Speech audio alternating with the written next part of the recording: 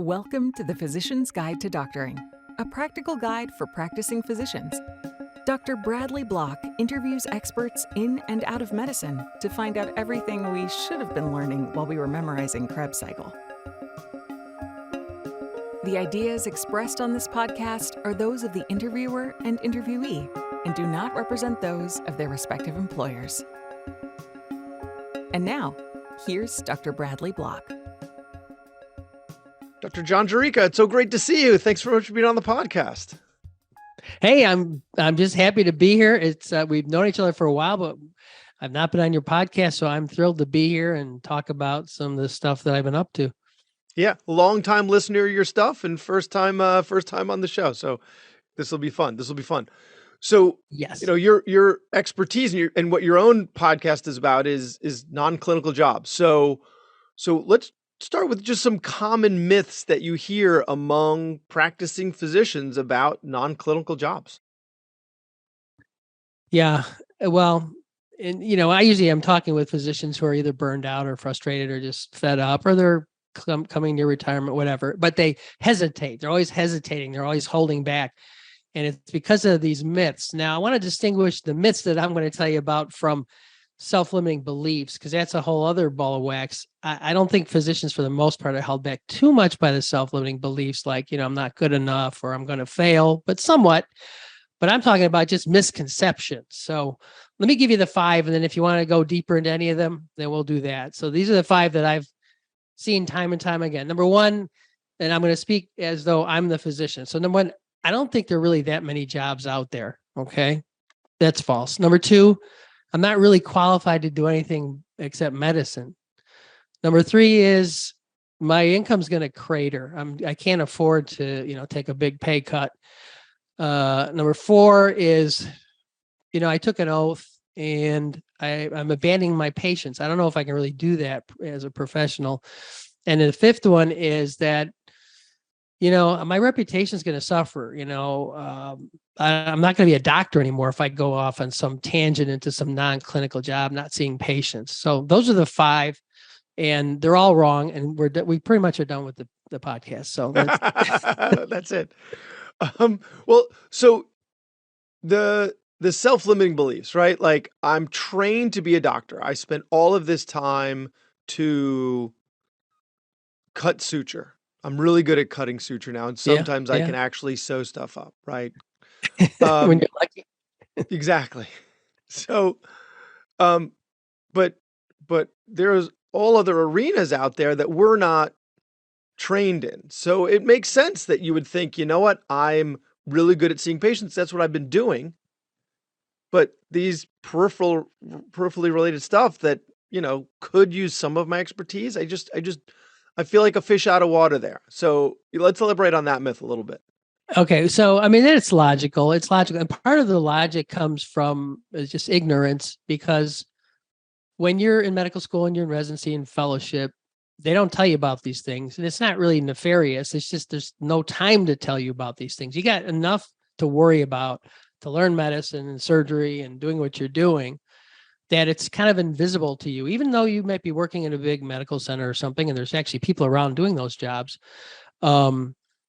But the thing is that these jobs require you to be a physician. So it is actually a natural next step. There's a whole industries out there that are just waiting to pull you in because they need you, your training, your experience, your wisdom to do this job. Nobody else can do it. So it's not really like taking a detour per se. And I have nothing against physicians who practice for 40 years and then retire, but in a way, the way I like to look at it is you're taking the next step up in your professional development. You're usually going to be doing something that involves leadership, and you're going to take what you already know and add to it to take on this new role. And so that's, and I give you examples of that. Obviously, we'll probably talk about some of those, but that's really the way I look at it. And it's just, it's the unknown, because it's not something you really have time in your training to even think about. And who would want to go into med school thinking that the 4th job I'm going to have 20 years from now might be this eventual thing? We can't think that far ahead. It also makes me think, like, when I graduated from college, I graduated in 2001. And so everyone went into either investment banking or consulting or law school or med school. Like that seems like Yeah. the lion's share of what everyone went into. And the consultants were being paid by large corporations to come in and try and figure out how they can do things more efficiently. These Mhm. consultants were my classmates. They were 22. So if they can have the audacity at that age to say, you know what, I think I can help you streamline the workflow of your corporation here, then we as people who have spent our careers problem solving, right? For Mhm. each individual patient, each individual personality, each individual medical problem. Yes, there's a lot of repetition of what we do, but a lot of it gets tailored to the individual. So if we if we spend all this time and energy doing this, like I would hope that we're, better equipped. And so we do have expertise more than we realize. And I think a lot Yes. of you're bringing to the table more than just what you memorized in medical school and residency and what you did on your board exams. Right. Which gets us to myth number 2 is the fact that, well, I'm not qualified to do these things because I'm just a physician or I'm just doing medicine. But what is medicine? I mean, on one hand, you're a scientist. If you're in a party and you're talking to people, is there anybody else in the room that knows any more about biology, biochemistry, chemistry, even botany, pretty much any science you can think of? We have a background in it just as part of our overall education. And, just talking to people, interviewing, presenting, interacting with patients, understanding the healthcare system itself. I mean, it just goes on and on and on. And so I like to I like to do a thought experiment. So you're on a cruise ship, the ship is going down, everyone's getting put in these life rafts. Of course, the life rafts now are like these self-enclosed modules, and you're going to end up on a desert island, and you get to pick the 5 people or the 10 people that are going to be in your lifeboat. And, you can have a teacher, a manager, a policeman, blah, blah, blah. You can pick everything. Who would be the top 2 that you would pick to go with you if you were using any common sense? A physician and an engineer. Period. End of story. Anything having to do with health, life, trying to not eat poisonous plants, what to do if you're injured, sick, anaphylaxis. There's no one better to have around than a physician. And we have this background that covers so many things. So that's kind of how I addressed myth number 2. I tend to think in those situations, the thing that differentiates physicians from non-physicians is like when you're on that desert island and someone's having a serious medical problem, the physician knows enough to look around and go, yeah, there's nothing we can do. Whereas everybody else is panicking and going, what do we do? What do we do? What do we do? And we know with complete confidence, actually, we don't have anything at our disposal right now. There's nothing. Yeah. But there's 2 things that go into that, I think, too, that really always stand out in my mind. One is we're calm. I remember, when I was a med student or a resident, I forget, and some kid was, having trouble breathing. They were, whatever, they were aspirated or something. And the most calm anesthesiologist I ever saw in my life just walked in and said, don't worry, everything's going to be fine. Here's what we're going to do. And then 5 minutes later, everything was fine. So that's one, is just being calm. And the others were great decision makers. These are all just good qualities of any employee. So, I mean, we just have these certain attributes, these skills, these character traits. I can go on and on. So we're going to bring you with us when we're going on those interviews. We're going to bring John with us. So I'd like this job, and he's going to tell you why I'm great at it. Okay, I'll do that for a big fee. Yeah. And that you mentioned abandoning our patients, right? Like, yes, I think, gosh, I was lucky that I got this spot in medical school. I was lucky that I got into residency. And if someone other than me would have gotten it, they would be doing X, Y, Z with this. I'd better make the most of it and serve, my patients and my community because this other person was just as deserving and didn't get it. Yeah, there's that. And then there's the fact that your parents always wanted a doctor for a son, and you owe society and you took an oath, blah, blah, blah. I mean, those things are all, true. But the thing is, if you think about it, and I'll get back to a story. So I was a family physician, grinding it out day after day, year after year. I mean, I was doing some things on the side. There were times when I actually hated my patients. It wasn't that I really hated them so much as I just hated my schedule, and I had these whiners, and there's one skill I didn't have, which a good physician has to have: fire the patients you don't like. But anyway, I wasn't good at that. So I accumulated these over the years. And then I said, okay, I'm going to switch over. I'm going to become a medical director and then a VPMA and then a chief medical officer of a hospital. I can tell you that I impacted so many more lives positively as the CMO for a hospital than I ever could as an individual physician taking care of the minor trivia that I saw most of the time. Occasionally I'd catch some cancer or something, but really, I mean, we were doing root cause analysis for sentinel events and we were avoiding never events. And we were a top 100 hospital for like 5 of the last 8 years I was at the hospital. Mortality rates were down, length of stay was down, which meant the care was safer. I was doing a lot better than I would have seeing patients. If you invent a new drug or bring a new drug to market, if you are, even as a utilization management, you could make the case for saying, sometimes patients get the procedures and the tests they don't need, shouldn't have, and they're dangerous. And if they're not indicated, we shouldn't do them. Okay, you just saved somebody's life. I mean, you can go on and on. In all these industries, you're not just there to make a buck. You're actually helping downstream the patients, probably more so than you did in your private practice. So is that 4 out of 5? I think that's 4 out of 5. Is there that's one number myth 4? That we 3. There's a 3 was number 3 was the income.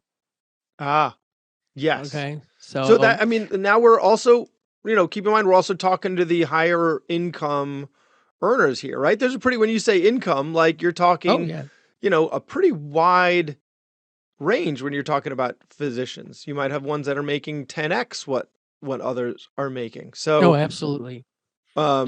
Yeah. So I think you better think of a couple of ways you got to look at it there. First of all, what are you getting paid hourly? So if you're working 70 hours a week and you got to count some of the call and then we're not even counting the mental anguish. I mean, some of it's just part of being a physician. You're making decisions that affect lives and that can be a stress, but the threat of being sued constantly. I mean, that has nothing to do with whether you're a good doctor or not. You're going to get sued pretty much, depending on your specialty. Yep, we have a bunch of episodes where we talk about that. Yeah. So now let's say, okay, comparing that to a 9-to-5 job, 5 days a week, no call, no liability, all kinds of perks, country club, blah, blah, blah. And the pay, if you think of it, I don't know if I would use the word teleologically, but anyway, if you think of it, if you're trying to recruit a physician to do something and they have to be, let's say, an internist or an ER doctor, you're not going to be able to recruit them to do that unless you pay them a salary that's commensurate with their job as an internist. So, I mean, just looking at it from that standpoint, again, those people are going to be that are hiring you, will say, well, there's a lot less stress, there's less time. So let's look at the hourly rate. But, the average physician advisor, okay, this is any physician advisor. Remember, some physician advisors aren't licensed and have never gone to med school or never gone to residency. I mean, they got an MD, a DO, or an MBBS or equivalent. The average is, according to salaries.com, is like $140,000 a year. So there's a lot, as the median. So obviously you get in at that level. If you are board certified and all that, you're going to be quickly up above 200,000 and so forth. But that's a physician advisor, which is like a part-time job. And then most medical directors quote with that title, their income is between 250 and 300. And if you look up chief medical officer, which by definition is 100% physicians, because there's no such thing as a non-physician chief medical officer, and that could be insurance company, hospital, consulting firm, pharma, where they have CMOs. And actually, there's other places that use that term. So it's not the same thing. But if you look at the average, it's over $400,000 for a 9-to-5 job with 6 weeks vacation, et cetera, et cetera. So you compare that, and then what happens usually is you might be dropping a little bit because you're kind of going in that transition. You're the novice now, you're starting over, so to speak, in that. But over time, you definitely go up quite a bit. And in any of these jobs, plus you usually end up taking leadership roles because people always look at physicians as leaders if they're unique. In other words, if you're in pharma where you've got PharmDs and this and that and the other, and you're the physician, a lot of times you become the leader of that team, even if we're not talking about clinical research. I think it's important to realize something that one of my partners once said to me is that, there's the management and there's the labor. And as physicians, we're the labor, right? Right, exactly. Right? We're not in management positions, right? We've got degrees and we're important and we're whatever big decision makers, but we're the labor. We're not the management, right? And so when you switch roles and you go out of clinical practice, it sounds to me like you're going into, well, particularly it's CMO. Yes. But you're probably going to be in charge of some people. So you're going to be management and not labor so that's It's interesting way to interesting that look you at it. use that term because I'm going to digress for 1 minute here, but there used to be in the 50s and 60s, physicians were management and employees, so to speak. Okay. So now we all are employed, more than half and more than I think like 2/3 go into some employed situation, even with a large group. The ironic thing that I want to digress on is that in the state of Illinois and most other states, the reason you cannot unionize is because you're part of management.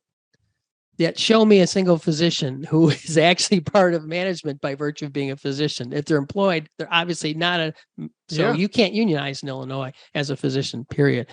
But anyway, you're right. It's if you move into there, any of these non-clinical or non-traditional positions, you're going to end up being a manager or leader of some sort most of the time. So that's a positive, I think. So that kind of goes into reputation, though, which is the last myth, is that your reputation is going to be gone. And again, my story. So I was one of 100 family doctors on a small community hospital, staff. I don't think there are 100 of us, and other, primary care doctors and so forth. I was like a little cog, in the wheel. As CMO, like I was the head honcho, I had much more wherewithal, more say, more, let's say, gravitas and reputation and respect as a CMO or similar in other industries than I did as, like you said, an employee working and seeing patients every day. So I guess that's the point I wanted to make about that. And the ladies at my mother's mahjong game already know that his son's a doctor. So that's not going to change if I'm doing clinical medicine, non-clinical. Yeah. Forever. Yeah, that's right. I've never, everybody I know that goes into non-clinical is still called doctor by everybody around them.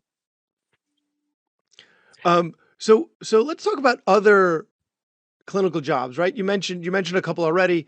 Some of the less kind of intuitive, the more surprising non-clinical jobs that you've encountered in your podcast and in your work.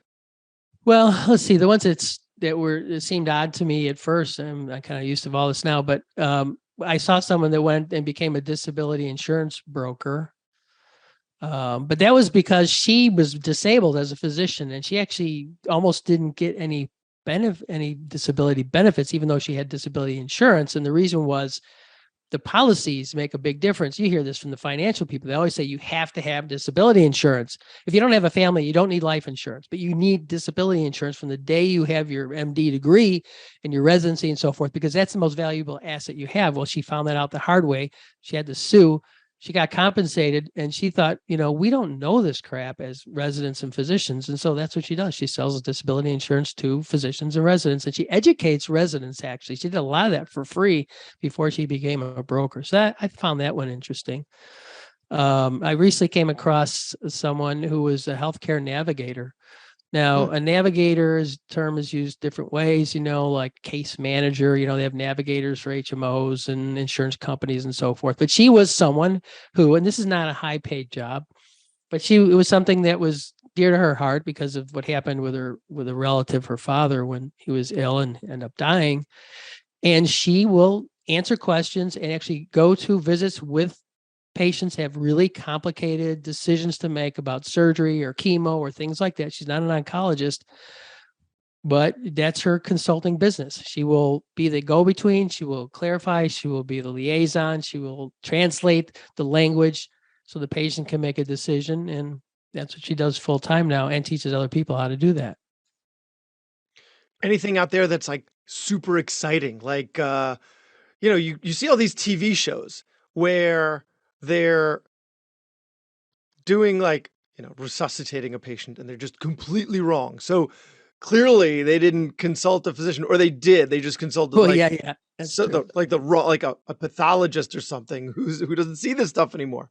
So what how do you get into gigs like that other than like, Well, wow, I went to high school with them and so they asked me to you do it. know, yeah, they're, anything anybody else does, it's weird and out there. A physician does. I mean, I haven't, interviewed all of them, but one thing that I thought was an interesting job was president of the Psychedelic Medicine Association. I don't know. She's a fellow podcaster, and I don't know if you ever talked to Lynn Marie Morsky, but that was She an interesting was, position. I don't know. I think that was maybe episode 11 or something. I'm on Yes. like 230 or something, but I think, yeah, Lynn Marie is, she is an interesting person and she's had a really interesting path. Yeah. Yes, Yeah. she has. So but that one stands out in my mind. And, exciting stuff. Again, there's people all over the country that are, TV personalities and doing some, online video thing or YouTube channel and that kind of thing. I found that the CMO for a Medicare Administrative Contractor, MAC, you've heard the word MAC, they Mhm. keep all the money from us doctors and Yeah. mostly hospitals, really. But that was a very interesting. I never had heard that you could get a job working for a MAC as a CMO, and so I found that interesting. But other than that, nothing that interesting or exciting. It's most of us do mundane things day in and day out. Actually, the most happy most happy people I've ever interviewed are life insurance medical directors and CMOs. They love their jobs. It's intellectually challenging and there's no call. And they figure out the hard cases when the actuaries have finished what they can do. You have someone with 3 or 4 different illnesses all coming together, and now I have to decide if they're going to insure them and for how much. And so then you have this medical director or CMO come in and try and sort through all that and help them figure it out. They love it. They never leave their jobs though, so it's hard to get that job. Wow. That's really interesting. They sound like they got to be gamblers. They know industry. statistics and epidemiology, whether they're gamblers. I don't know. That might be true. I never asked. So are you currently in a clinical job? I guess I am sort of in a clinical job. When I left my CMO role in 2014 because someone enticed me, oddly enough, through LinkedIn, found me and asked me to be the medical director and partner in an urgent care center. And we had this long plan, 5-10-year plan, and we're going to cash out after so many years. So I'm still doing that. I was actually working 15 shifts, 12-hour shifts a month for the first few years I was doing that. And now I barely set foot in the clinic. We have 2 clinics now. We're opening a third in 2 months.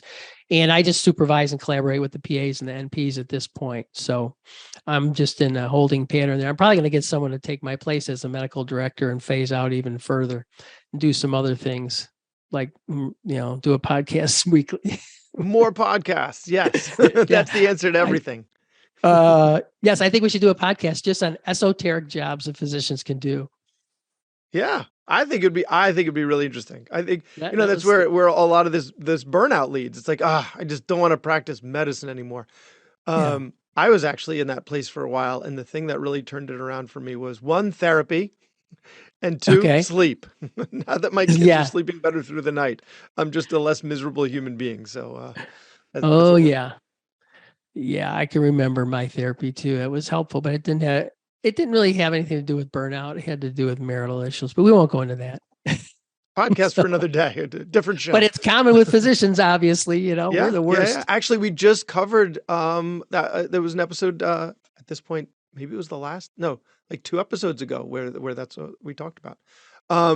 So have you come across in your interviews a non-clinical job where you were like, hey, I want to do that. I'm going to look for that and I'm going to apply for that. Like it was that exciting that it caught your attention and you're like, I want to do this job.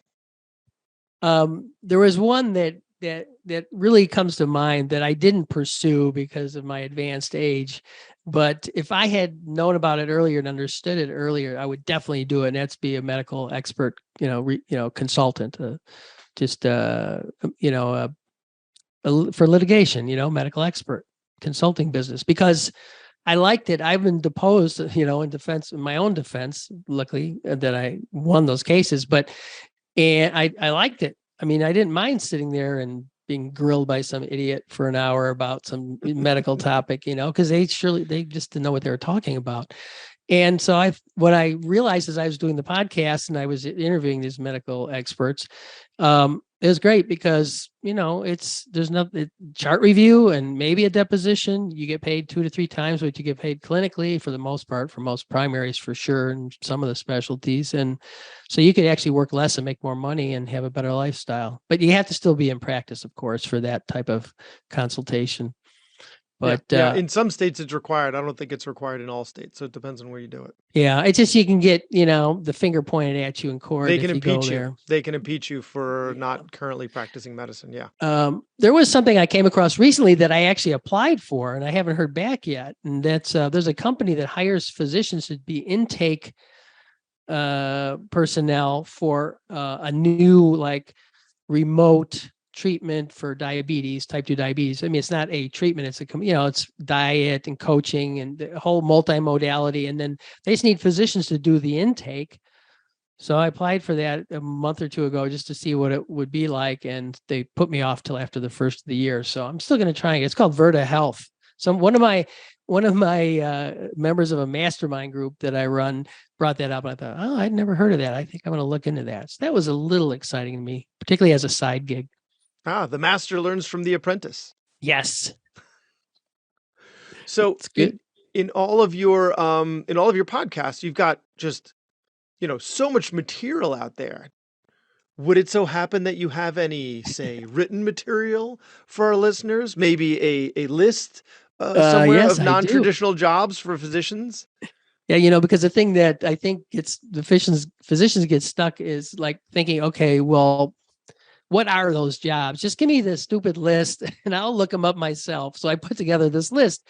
It actually has a resource attached to it. It has an association or a society attached to it, or maybe a course or something. So anyway, I have these 70 discrete jobs or careers you can do. Then so you can get it by going to my website / the suffix. So it's at nonclinicalphysicians.com/70 jobs, 70 jobs. And you put your email in and you get almost 2.5, 3 pages of what the jobs are called. And then in some kind of a resource you could look at, if you wanted to be an MSL, then you would have the MSL Society to look at and blah, blah, blah. So yeah, I mean, and you can just look at it and say, well, maybe this does open my eyes. There are a lot of options and some of these even actually look interesting. So that just helps people to kind of make that decision to move forward or not. And if I could mention something else, it's not a list or something, and it's not even something you can download. A friend of mine and I started something called NewScript 2 or 3 years ago. It's like a Facebook alternative. So it's actually a community, but it's not just physicians. It's physicians, nurses, PAs, NPs, dentists, anybody who's a clinician and is maybe burnt out, tired, frustrated, fed up.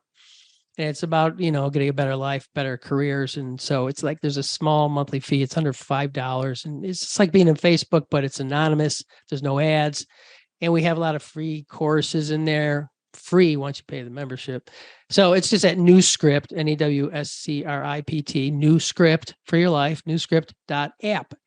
And you can you get a 7-day free trial if you want to just look around at it. So that's maybe a useful resource for some of your listeners too. That's great. That's great. And if people want to, find your podcast, they want to follow you online. So what's that website again? And what are your social media, your website and your social media handles? Okay. So the website is nonclinicalphysicians.com. Okay. So everything's there and you can get to the podcast and the show notes and other things there. I'm on, I don't know. Twitter is kind of a garbage place, but I am on Twitter. It has gone to hell recently with the recent acquisition. It has. So that's interesting. And it's a private company and all that. No, I'm on Facebook. It's just my name, John Jurica. There might be a number attached to it. Just look for John Jurica or Non-Clinical Physicians on Facebook, LinkedIn, look for my name, and Instagram. I don't really put much there, but occasionally Etsy, I post, Pinterest, TikTok. Pinterest, no. I'm too busy for that. No, I just have never gotten into it. I hear TikTok is really the place to be. My partner in NewScript, he goes on TikTok and does informational videos, and he's shocked sometimes. Every once in a while one goes viral and it gets 200,000 hits. But I'm not. I go and just look around. Me neither. It's too I much. think it's inevitable though. But Dr. John Jurica, thanks so much for your time. It was great seeing you again and great talking to you. And this is a long time coming though. So thank you for I really for being on the appreciate podcast. having me on here. This has been fun. It's been great. So best of luck in all you do. Keep up the good work with the podcast, Brad. That was Dr. Bradley Block at the Physician's Guide to Doctoring. He can be found at physiciansguidetodoctoring.com or wherever you get your podcasts. If you have a question for a previous guest or have an idea for a future episode, send a comment on the webpage. Also, please be sure to leave a 5-star review on your preferred podcast platform. We'll see you next time on the Physician's Guide to Doctoring.